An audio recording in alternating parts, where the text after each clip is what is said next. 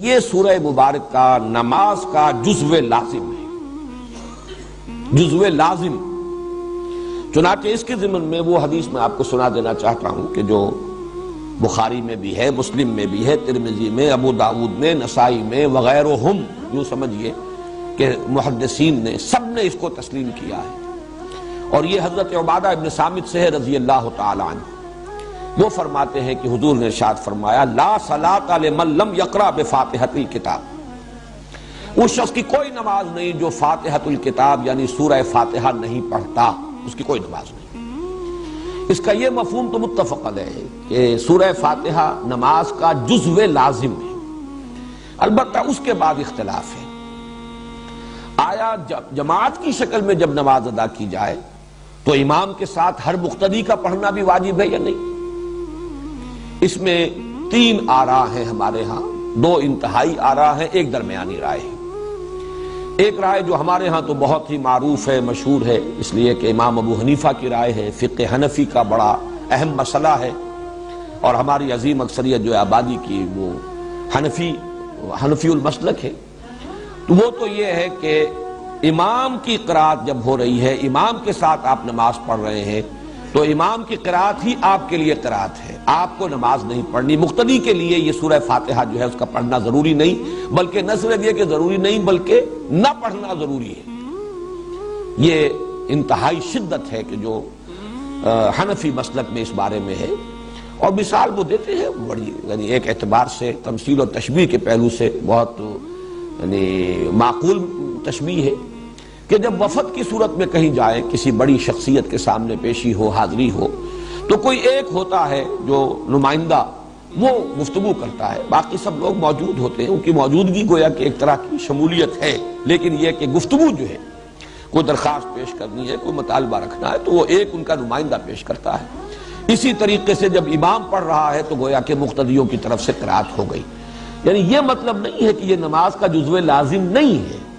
صرف یہ ہے کہ جب جماعت کی شکل میں نماز پڑھی جا رہی ہو تو سورہ فاتحہ جب امام نے پڑھ لی تو گویا کہ تمام مقتدیوں کی طرف سے بھی قرات کا حق ادا ہو گیا۔ اس کے بالکل برعکس اور دوسری انتہائی رائے جو ہے وہ امام شافعی کی ہے رحمہ اللہ، کہ جو ظاہر ہے اس کا، ویسے یہ میں عرض کر دوں کہ جو موقف ہے امام ابو حنیفہ کا اور جو حنفی مسلک ہے، اس میں ایک دلیل یہ بھی پیش کی جاتی ہے کہ قرآن حکیم میں یہ حکم ہے اذا قرئ القرآن فاستمعوا له وانصتوا، جب قرآن پڑھا جائے تو اس کو توجہ سے سنو، پورا دھیان ادھر لگاؤ اور خود خاموش رہو۔ اگرچہ یہ دلیل جو ہے در حقیقت بنتی ہے تیسری رائے کے لیے جو میں بعد میں عرض کروں گا، لیکن اسے بھی جو حنفی المسلک لوگ ہیں وہ اپنے موقف کی دلیل کے طور پر پیش کرتے ہیں۔ اس کے بالکل برعکس ہے، وہ گویا کہ اس حدیث کے جو الفاظ ہیں اس پر مبنی ہے، ظاہر الفاظ لا صلاۃ لمن لم یقرأ بفاتحۃ الکتاب، اور حدیث یقیناً اتنی قوی ہے، اتنی مستند ہے، اپنے سند کے اعتبار سے اتنی اعلیٰ رتبے کی ہے کہ ظاہر بات ہے کہ اس سے اونچا رتبہ تو کوئی اور ہو نہیں سکتا کسی حدیث کا، سند کے اعتبار سے، روایت کے اعتبار سے۔ تو امام شافعی کی رائے یہ ہے کہ ہر نمازی مقتدی بھی پڑھے، پڑھنے کے پھر ان کے ہاں مختلف انداز ہیں، چونکہ حضور کا ایک معمول یہ بھی نقل ہوا ہے کہ آپ جب پڑھتے تھے سورہ فاتحہ جہری رکعت میں بھی، اس کے بعد تھوڑی دیر تک آپ خاموش رہتے تھے، وقفہ ہوتا تھا۔ ہم تو ہماری عادت تو یہ ہے کہ فوراً ہی کوئی جو سورت ملانی ہے یا کچھ قرآن کا حصہ پڑھنا ہے تو سورہ فاتحہ کے بعد اس کو متصل کر لیتے ہیں، لیکن حضور سے یہ ثابت ہے تھوڑا سا وقفہ، اور اس کے دوران گویا کہ مقتدی بھی جلدی سے دہرا لیں اور پڑھ لیں۔ ایک طریقہ تو یہ ہے، اور ایک یہ ہے، اور یہ بھی حضور کے معمول کے ساتھ مناسبت رکھنے والا ہے، کہ آپ نماز میں سورہ فاتحہ پڑھتے تھے تو ہر آیت پر رکتے تھے۔ یہ وقفہ جو ہے یہ گویا کہ کفایت کر جاتا ہے کہ امام نے کہا الحمدللہ رب العالمین، اور اس کے بعد وہ ذرا سا وقفہ دے تاکہ مقتدی بھی الحمدللہ رب العالمین پڑھ لیں، پھر الرحمن الرحیم وقفہ دے تاکہ مقتدی بھی پڑھ لیں۔ بہرحال یہ تو ہوا اس کی جو عملی شکل ہے، لیکن اس وقت میں صرف موقف اور مسلک بیان کر رہا ہوں کہ امام شافعی کا اور شوافع کا اور حنابلہ کا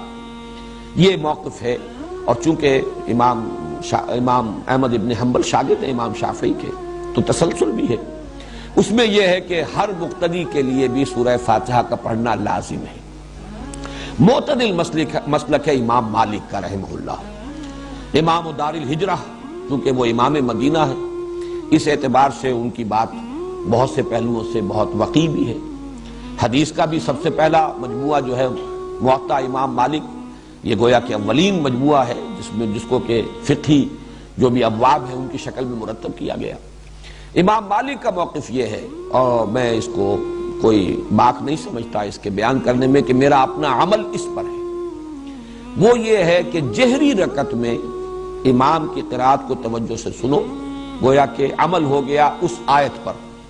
اذا قرئ القرآن فاستمعوا له وانصتوا۔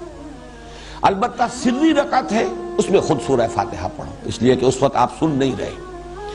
لیکن یہ کہ ہمارے ہاں بعض جو مفتی حضرات ہیں، حنفی مفتی حضرات، وہ اس میں بہت شدت سے کام لیتے ہیں کہ فرض کیجئے کوئی رکعت آپ کی چھوٹ گئی تھی، پہلی رکعت رہ گئی تھی، آپ دوسری میں شریک ہوئے، تو اب اگر آپ اپنی رکعت پہلی جو ہے پڑھنے کے لیے، جبکہ باقی نمازی فارغ ہو گئے، سلام پھر چکا، امام سلام پھر چکا، اب آپ کھڑے ہو کر جو رکعت پڑھ رہے ہیں، تو شدت کی انتہا یہ کہ اس رکعت میں بھی سورہ فاتحہ مت پڑھو، صرف اتنی دیر کھڑے رہو جتنی دیر کے سورہ فاتحہ پڑھی جاتی ہے۔ اب یہ چیز جو ہے میرے نزدیک انتہا پسندی والا معاملہ ہے بالکل اس معاملے میں۔ بہرحال درمیانی مسلک یہ ہے، لیکن یہ کہ اس وقت جو کچھ مجھے بیان کرنا تھا یہ میں نے بیان کر دیا، اس لیے کہ یہ عملی مسئلہ ہے، بہت سے حضرات کو اس سے سابقہ پیش آ سکتا ہے، لیکن یہ کہ اصل بات جو اس وقت جو میری بحث تھی وہ یہ کہ یہ نماز کا جزو لازم ہے۔